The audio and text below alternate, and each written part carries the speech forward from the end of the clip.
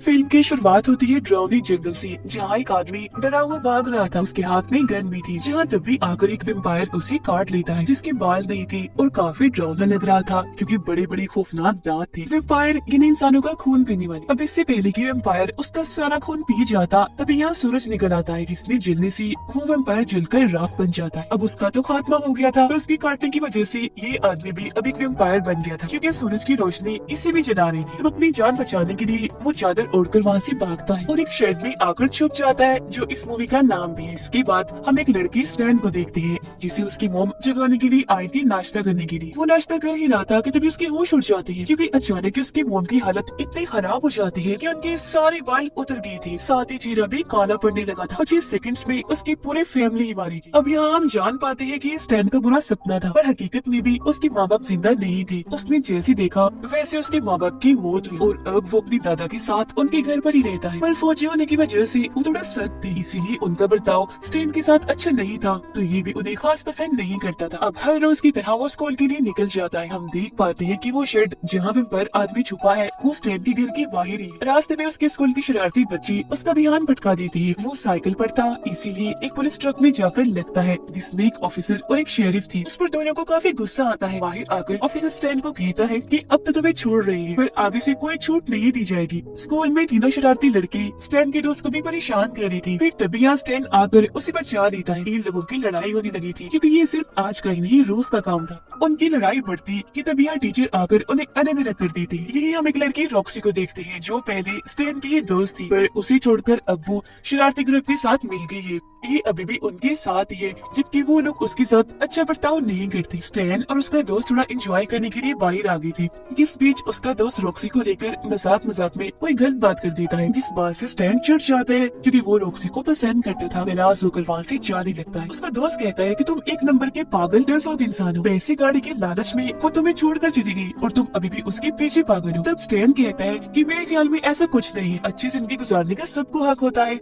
इसमें कोई बुराई नहीं है। वो घर जाकर भी रॉक्सी के बारे में ही सोच रहा था कि तभी उसके दादाजी उसे बुला लेते हैं घास काटने के लिए। तो वो अपने डॉग को बाहर लाता है बांधने के लिए, जहाँ तभी अचानक डॉग का बर्ताव बदल जाता है, क्योंकि वो लगातार शेड की तरफ देखकर भौंके ही जा रहा था। स्टैन को गड़बड़ लगती है, इसलिए वो चेक करने शेड के अंदर जाता है, जहाँ उसे इंसानी दांत मिलते हैं जो सिर्फ वेम्पायर आदमी के थे, क्योंकि अब वो भी पूरी तरह ही वेम्पायर बन गया था। फिर पीछे से आकर वो स्टैन पर हमला कर देता है, लेकिन खिड़की के जरिए जैसी धूप अंदर आती है वो जलने लगा था। स्टैन को छोड़ देता है। मौका देकर वो भागकर बाहर आ गया था और इस तरह से उसकी जान बच पाती है। स्टैन उसे धमकी देने लगता है कि चुपचाप बाहर आ जाओ, वरना मैं अपना डॉग तुम्हारे ऊपर छोड़ दूंगा। धमकी के बावजूद भी जब वो बाहर नहीं आता तो स्टैन अपना डॉग छोड़ ही देता है, जो भाग भागकर शेड के अंदर चला जाता है। अब वो गया तो ठीक ठाक ही था, पर वापस उसका सर ही आता है, जो देखकर स्टैन एकदम काफी डर जाता है, क्योंकि उसे समझ लग गई थी कि यहाँ कोई मजाक नहीं चल रहा, बल्कि कोई बड़ी गड़बड़ है। इसीलिए वो हथियार लेने घर के अंदर जाता है, जहाँ उसके दादा उसे रोकर डॉग के बारे में पूछते हैं। तब स्टैन उन्हें सारी बात बता देता है कि वहाँ शेड में कोई राक्षस, कोई जानवर है,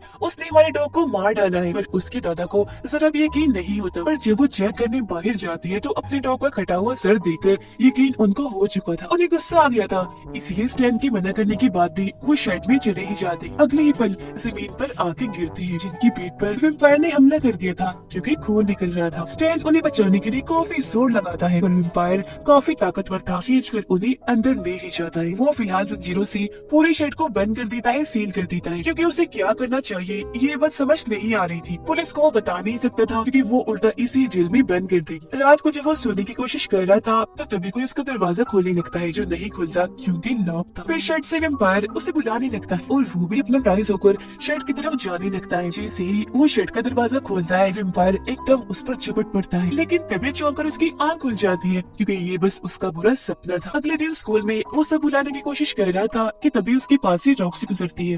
वो स्टैन को उदास देखकर उसके पास आकर बैठ जाती है, रोना बातें करने लगती है और अपने पुराने वक्त को याद कर रही थी कि तभी यहाँ उन्हें परेशान करने के लिए शरारती ग्रुप का लीडर माल बना जाता है। वो रॉक्सी को चिढ़ाने लगता है कि तुम एक बुज़दिल डरपोक इंसान के साथ बैठी हुई हो। अब उनके जाने के बाद तभी यहाँ स्टैन का दोस्त आ जाता है, जिसे देखकर रॉक्सी वहाँ से जा चुकी थी। तब स्टैन अपने दोस्त पर गुस्सा करने लगता है कि तुमने आकर सारा काम खराब कर दिया, हमारी बनती बात बिगाड़ दी, और मैं उसे शर्ट के बारे में भी नहीं बता पाई। ये बात करके दोनों अपने अपने रास्ते पर निकल जाते हैं, पर बदकिस्मती से स्टैन के दोस्त को मार्बल और उसके शरारती दोस्त मिल जाते हैं, जो उसे पकड़कर काफी बुरी तरह मारने लगते हैं। उधर स्टैन वेम्पायर का सामना करने के लिए एक बैट लेकर जाता है। वो बहुत हिम्मत बहादुरी से गया होता है, पर एकदम से शर्ट का दरवाजा तोड़कर वेम्पायर जैसे उसे पकड़ता है। वो काफी डर गया था, लेकिन धूप निकल रही थी जो जैसे वेम्पायर के हाथों पर पड़ती है वो जलने लगता है। स्टैन को छोड़ देता है और कुछ इस तरह से उसकी जान बच पाती है। वो अभी इस सदमे से बाहर नहीं आया था कि तभी उसका दोस्त भी बेचारा यहाँ आ जाता है मार खाकर। काफी मारा हुआ था उन लोगों ने उसे काफी गुस्सा आया हुआ था, इसलिए स्टैन से पूछता है कि बताओ शर्ट के अंदर क्या है जिसकी तुम बात कर रही थी। तब स्टैन उसे सारी बात तो बता देता है, पर उसे फिर भी यकीन नहीं होता। वो कहता है कि अगर ये सच है तो साबित करके दिखाओ। वो ये कहकर शर्ट की तरफ बढ़ जाता है कि मैं भी तुम्हारा वो मॉन्स्टर देखना चाहता हूँ। वो जैसे उसका भयानक चेहरा देखता है उसे यकीन हो जाता है, वो डर भी गया था। जिसके बाद दोनों दोस्त मिलकर लकड़ियाँ लगाकर दरवाजे की उस छेद को बंद कर देते हैं। स्टैन उससे कहता है कि मुझे मशवरा दो कि मुझे क्या करना चाहिए, जिस पर उसका दोस्त जवाब देता है कि ऐसा करते हैं उन शरारती लड़कों को यहाँ लाकर बंद कर देते हैं, जिससे मेरा बदला भी पूरा हो जाएगा, साथ ही आगे से किसी को परेशान भी नहीं करेंगे क्योंकि जिंदा ही नहीं बचेंगे। स्टैन उससे कहता है कि तुमने कितनी आराम से खून की उन्हें मारने की बात कर दी, जबकि मेरा ऐसा कोई ख्याल था ही नहीं और हम ऐसा कुछ नहीं करने वाले। दरअसल स्टैन का दोस्त बदले की आग में पूरा पागल होता जा रहा था, जो कोई अच्छी चीज नहीं थी। स्टैन को भी डर लगने लगा था कि कहीं ये किसी को वेम्पायर के बारे में बता न दे, पर उसका दोस्त भरोसा दिलाता है कि बेफिक्र रहो, मैं ऐसा कुछ नहीं करने वाला। रात को स्टैन एक फिल्म देख रहा होता है जिसमें वो ये तरीका सीखना चाह रहा था कि वेम्पायर को कैसे मारा जाए। उसे तब 3 तरीके पता चलते हैं। पहला, उसे धूप में जलाकर मारना, दूसरा उसके दिल को खत्म करना, और तीसरा उसके सर को काटकर जिस्म से अलग करना। फिल्म देखते देखते ही वो सो जाता है। जिस बीच दीवार पर लगे पोस्टर में से एक लड़की निकलकर उसके पास आ जाती है, जो और कोई नहीं बल्कि रॉक्सी थी। स्टैन की आँख खुल गई थी। उसे देखकर वो अभी हैरान हो ही रहा था कि तभी रॉक्सी खतरनाक वेम्पायर में बदलकर एकदम उसे काट लेती है, जिससे एक बार फिर डरकर उसकी आँख खुल जाती है क्योंकि ये उसका बुरा सपना था। बाहर जाने के लिए वो जैसे जूता पहनने लगता है तो तभी उसकी नजर बेड के नीचे जाती है, जहाँ वो वेम्पायर छुपा हुआ था, जो स्टैन पर झपट पड़ता है, जिससे दोबारा उसकी आँख खुल जाती है और हम समझ गए कि ये भी उसका सपना था और अब जाकर वो सच में जागा है। जिससे साफ जाहिर था कि वो जागते हुए भी परेशान रहता है और सोते हुए भी। डर की वजह से वो चाकू अपने साथ लेकर ही सोया हुआ था, जिसका कट उसके अपने चेहरे पर ही लग जाता है। वो सोचने लगता है कि अगर ऐसा ही सब चलता रहा तो मैं पागल हो जाऊंगा। इसीलिए एक सुराख करने वाली मशीन लेकर वो शर्ट की छत पर छेद करने लगता है ताकि सूरज की रोशनी अंदर आए और वेम्पायर को जलाकर मार दे। लेकिन उसे पूरी तरह खत्म करने से पहले वो दोबारा घर के अंदर आता है, जहाँ उसके घर के बाहर शरीफ आ जाती है उसकी दादा को ढूंढने के लिए। स्टैन शरीफ को वहाँ से भेजने के लिए झूठ बोल देता है कि मेरी दादा अभी घर पर नहीं है, जो सुनकर शरीफ को शक होने लगता है क्योंकि उनकी गाड़ी तो घर के बाहर ही खड़ी थी। वो फिर स्टैन से एक फैमिली के बारे में पूछती है, जिस पर वो कहता है आई एम सॉरी, मैं उस फैमिली को भी नहीं जानता। जिस बात से वो और भी शक में पड़ जाती है क्योंकि वो फैमिली उसके घर के बहुत ही पास रहती थी। उस फैमिली के जानवरों को कोई मार रहा था। कातिल को ढूंढने के लिए उस फैमिली का हेड जंगल में गया था पर अभी तक वापस नहीं आया, जिससे हम समझ पाते हैं कि शुरुआत में हमने जिस आदमी को देखा था जो जंगल में डरा हुआ भाग रहा था, वो दरअसल उस फैमिली का हेड ही था, जो वेम्पायर बनने की वजह से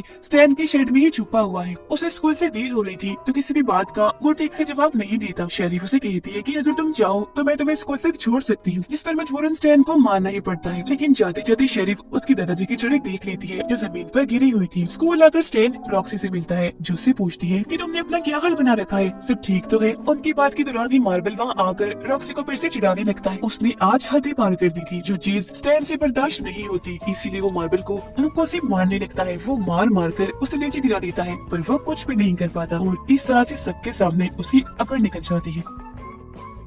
स्टैन को उस पर इतना गुस्सा था कि वो उसे मारता ही जा रहा था। अब इससे पहले कि वो मार्बल को जान से खत्म करता, टीचर यहाँ आकर उसे रोक लेती है और गुस्से में कहती है कि मैं तुम्हारे बर्ताव से पहले काफी परेशान हूँ, लेकिन आज तो तुमने हद ही पार कर दी। अब मैं तुम्हारी दादा के साथ मीटिंग करके सब कुछ बता दूंगा। वो फोन नहीं उठा रहे तो तभी मैंने शेरिफ को भेजा है उन्हें लाने के लिए। ये सुनकर स्टैन एकदम काफी घबरा जाता है क्योंकि वो जानता था कि अगर वो शहर तक पहुँच गई तो बहुत बुरा होगा। तो वो बगैर सोचे समझे वहाँ से भागकर घर के लिए निकल जाता है और उसके पीछे पीछे मार्बल भी। उधर दरवाजा किसी ने नहीं खोला बोला तो शेरिफ शेड की तरफ बढ़ी और जब उसने देखा कि उसे तो अच्छे से सील किया हुआ है तो वो समझ जाती है कि अंदर जरूर कोई ना कोई तो है। तब इधर स्टैंड दिया जाता है जिस पर फौरन शेरिफ गन डाल देती है। हालांकि वो उसे काफी समझाने की कोशिश करता है पर वो कुछ भी सुनने को तैयार ही नहीं थी। स्टैंड की लाख मना करने के बाद भी वो दरवाजा खोल देती है जिसके अंदर से फौरन वेम्पायर बाहर आकर उसे सजा देता है, उसके गले पर काट कर। वेम्पायर फिर उसका वो हाथ भी उखेड़ कर जिस्म से अलग कर देता है जिसमें गन थी। वो खींच कर फिर शेरिफ को तो घर के अंदर ले जाता है जबकि उसका हाथ वहीं बाहर ही गिर गया था। अभी स्टैन सदमे में ही था कि तभी उसकी परेशानी और बढ़ाने के लिए यहाँ मार्बल आ जाता है। वो उसे कहता है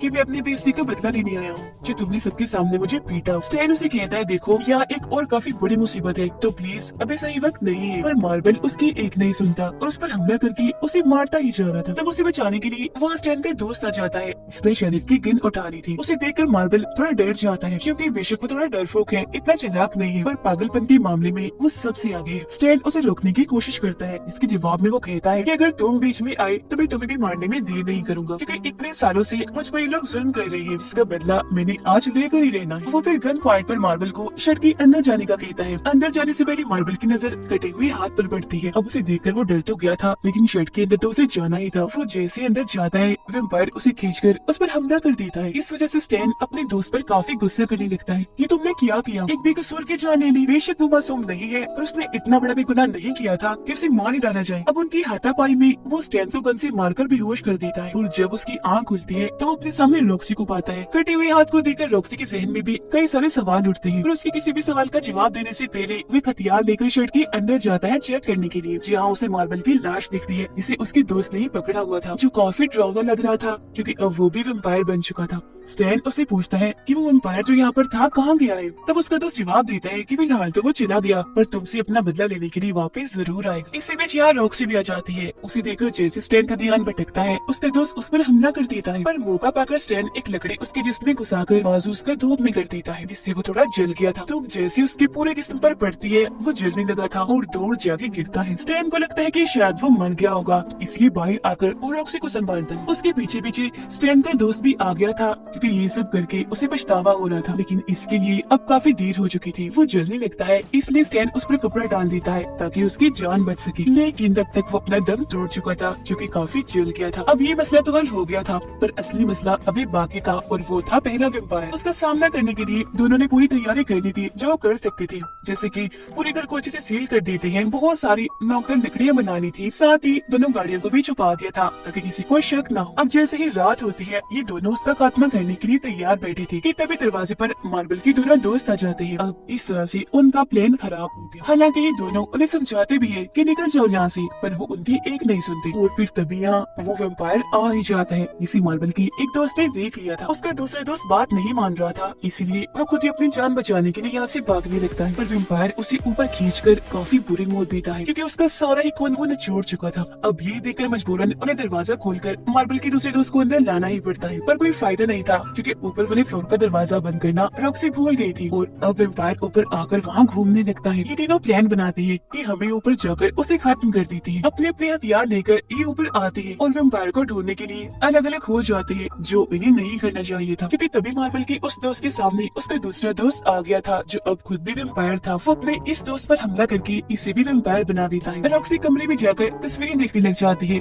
पीछे से मार्बल का वेम्पायर दोस्त आकर उसे पकड़ लेता है। उसकी आवाज सुनकर स्टैन जैसे ही जाता है तो बीच में मार्बल की दोनों वेम्पायर दोस्त आ गए थे तो वो जल्दी से एक कमरे में जाकर उसे लॉक कर लेता है और गन लोड करने लग गया था ताकि उनके सर उड़ा सके। इसी बीच मार्बल के दोनों वेम्पायर दोस्त भी जबरदस्ती अंदर घुस रही थी जिस चीज का फायदा उठाकर स्टैन एक ही गोली से दोनों को ढेर कर देता है क्योंकि गोली उसने पहले वाले के मुंह में मारी थी जो आर पार होकर पिछले वाले के सीने में जाकर लगती है। इस तरह से एक का सर फटकर जिस्म से अलग हुआ था जबकि दूसरे का दिल। उधर वेम्पायर जैसे रॉक्सी को काटने वाला होता है कि तभी यहाँ स्टैन आ जाता है जिसने वेम्पायर पर गन डाली हुई थी पर वो इतना तेज था कि एक ही झटके में स्टैन के पास आकर गन उसे छीनता है और दूर फेंक देता है। तब स्टैन एक कुल्हाड़ी उठाकर उसके कंधे पर दे मारता है पर इससे भी वेम्पायर को ज्यादा कुछ नहीं होता। वो स्टैन पर भारी पड़ के उसे मार ही रहा था कि बीच में रॉक्सी आकर उस पर गन तान देती है। उसे देखकर वेम्पायर स्टैन को पीछे फेंक देता है और रॉक्सी की तरफ बढ़ने लगता है तो वो गोली उस पर चलाती भी है लेकिन कुछ नहीं होता। उसे बचाने के लिए स्टैन एक चाकू वेम्पायर की तरफ फेंकता तो है पर वो आकर रॉक्सी को ही लग जाता है क्योंकि वेम्पायर पीछे हट गया था। वो दोबारा से स्टैन को पकड़ लेता है उसे जान से मारने के लिए लेकिन तभी रॉक्सी कुल्हाड़ी लेकर उसका शरीर जिस्म से अलग कर देती है जिससे अब जाकर इस शैतान की मौत होती है। है, जिसके बाद वो इस पूरे ही शेड को जला देते हैं सारे वेम्पायर्स की लाशों को इसके अंदर रखकर। वो दोनों बहुत खुश थे। जो लोग इंटरटेनमेंट नहीं चाहते उनका यहाँ कोई काम नहीं, और जो लोग इंटरटेनमेंट चाहते हैं वो सब्सक्राइब कर लें।